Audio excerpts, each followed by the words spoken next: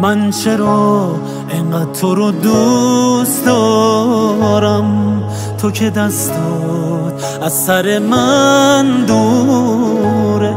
وای از این عشقی که من دارم به تو، که همیشه منو درگیر میکنه.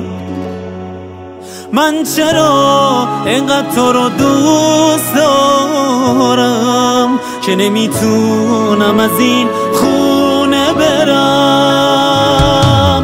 جا جایی نیست غیر آغوشت، همجقت با تو دور تو گشتم. جز تو هر سمتی چرخ باطل بود، هر کجا رفتم به تو برگشتم. هر نفس مسته بوی تو میشم، تو هوایی که عطر تو پخشه.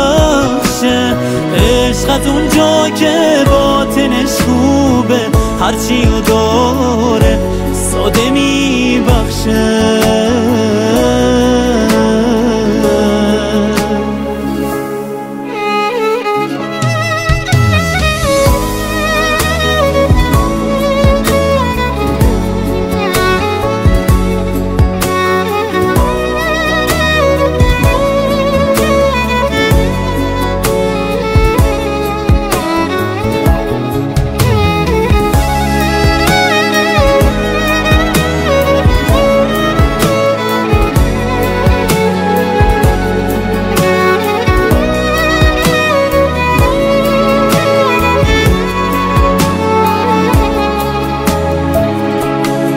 کی حواسم بود به خودم وقتی زنده هم، اما نفسم رفته.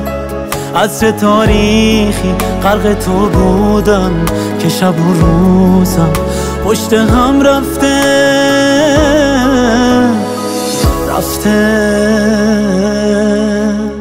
جا جایی نیست غیر آغوشت، همجقت با تو دور تو گشتم.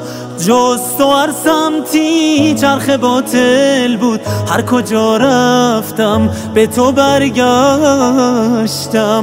هر نفس مسته بوی تو میشم، تو هوایی که عطر تو پخشه.